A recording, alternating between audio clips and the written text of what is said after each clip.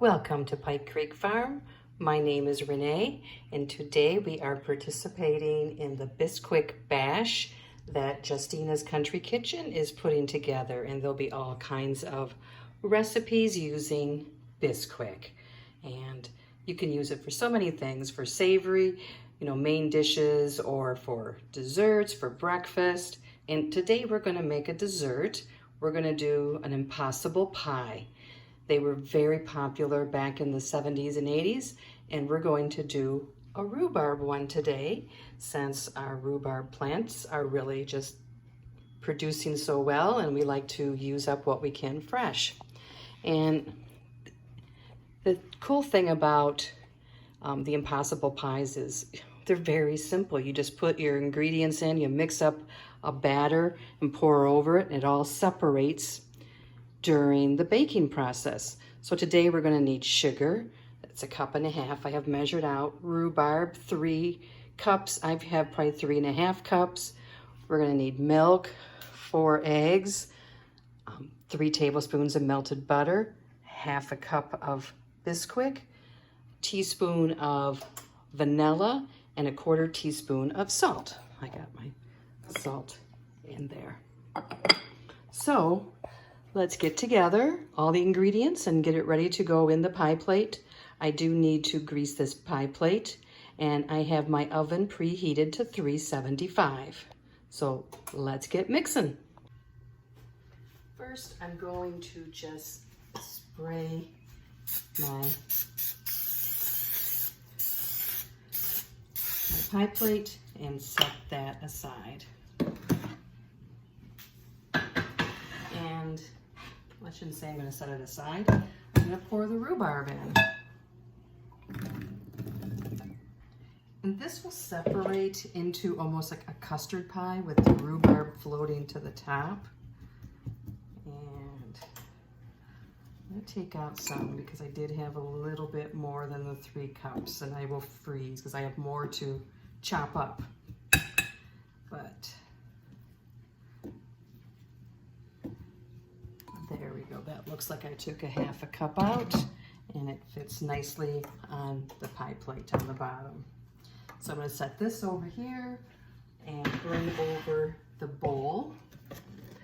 I already have the ingredients measured out. When Justina mentioned doing this collaboration, it brought back to memory all the different ways we used to use Bisquick. And there were just so many. My very first cookbook back in the 80s after I got married was Betty Crocker, and there was all kinds of Bisquick recipes. So first I'm going to add in 1.5 cups of sugar, 1/2 cup of the Bisquick, 4 eggs, and I'm going to crack them each individually because they are from our chicken. So I'm trying to get it so you can see. There we go. That's better.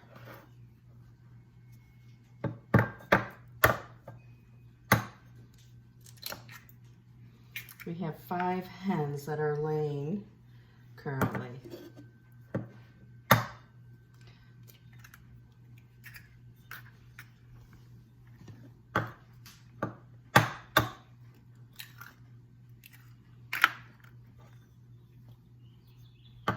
I'm interested to see all the different recipes that show up.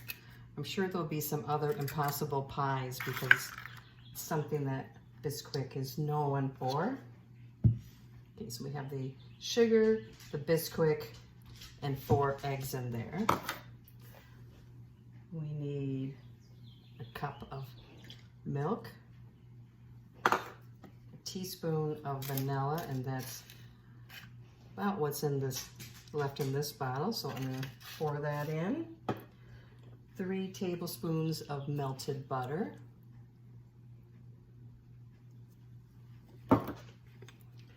and 1/4 teaspoon of salt.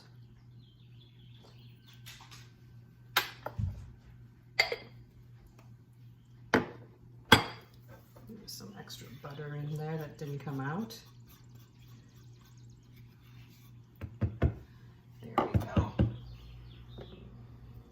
So next we will mix this all up with the hand mixer and just pour it over the pie.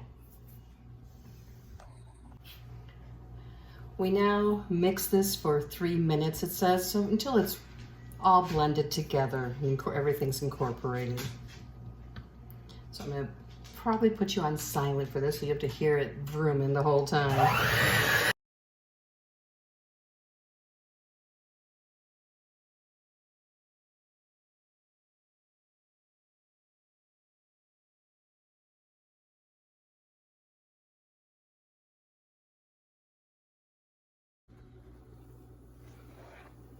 Here it is all mixed up.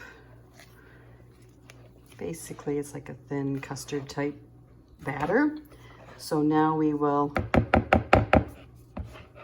pour this over the rhubarb.